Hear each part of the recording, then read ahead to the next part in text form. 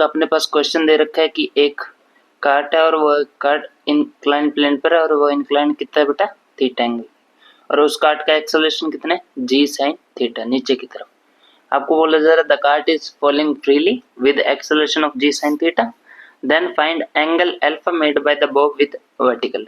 Means इस cart के अंदर एक बॉब लटका हुआ है, एक स्ट्रिंग से क्या लटका हुआ है बॉब, और उस बॉब ने अल्फा एंगल जो बनाया है किसके साथ बेटा वर्टिकल के साथ, वो निकालना। क्या निकालना है आपको, वो अल्फा एंगल की वैल्यू निकाल। तो सबसे पहले अपने क्या करना था, F B D of Bob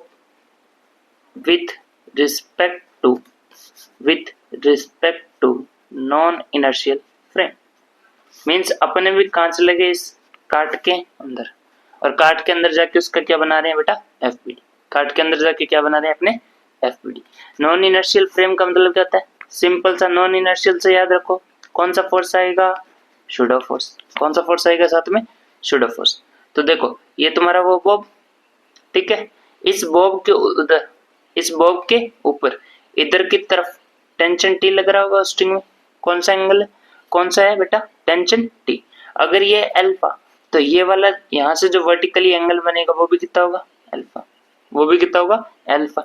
तो इसी के कारण इसका इधर वाला कंपोनेंट कौन सा हो जाएगा टेंशन का, टी कॉस अल्फा। कौन सा हो गया टी कॉस अल्फा।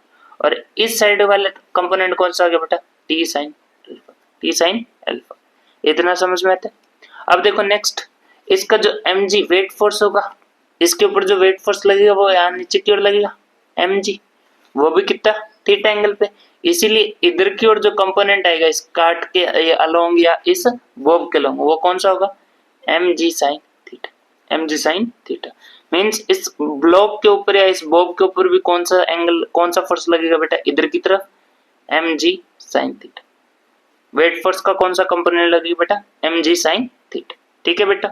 अब बात तो ये है नीचे की ओर इसका कौन सा फोर्स लग रहा होगा, अगर ये थीटा एंगल पे है तो ये एंगल थीटा, तो ये इसका ये कौन सा कंपोनेंट होगा mg cos थीटा, क्योंकि ये दो कंपोनेंट है वेट फोर्स के, एक तो mg cos थीटा और दूसरा mg sin थीटा।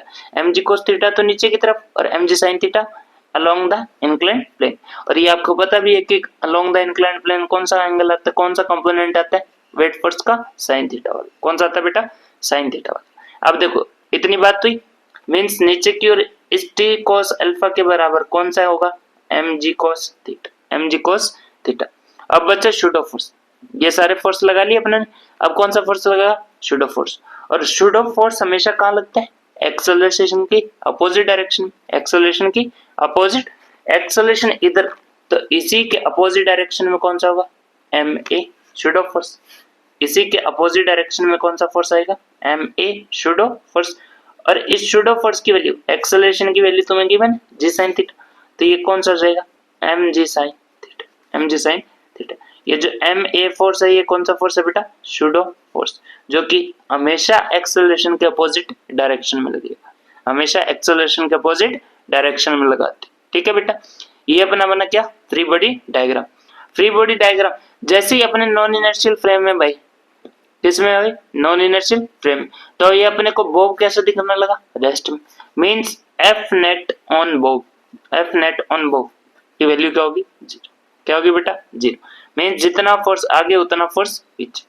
तो वहां से अपने को पता क्या लग रहा है कि mg sin theta plus t sin alpha is equal to mg sin theta. पीछे की ओर कौन सा फोर्स है mg sin थीटा, तो यहाँ से mg sin थीटा से mg sin थीटा कैंसिल, तो sin अल्फा या t sin अल्फा किसके बराबर आ गया बेटा जीरो के, तो sin अल्फा किसके बराबर आ गया जीरो के, sin अल्फा किसके बराबर जीरो के।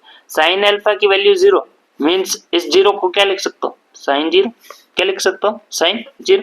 कंपेयर करूंगा तो अल्फा की वैल्यू मेरे पास क्या आ गई बेटा जीरो, अल्फा की वैल्यू क्या आ गई जीरो, ठीक है बेटा। ये था अपना आज का क्वेश्चन। मींस ये जो अल्फा एंगल होगा उसकी वैल्यू कितनी होगी जीरो डिग्री, कितनी होगी जीरो डिग्री, ठीक है बेटा। Thank you.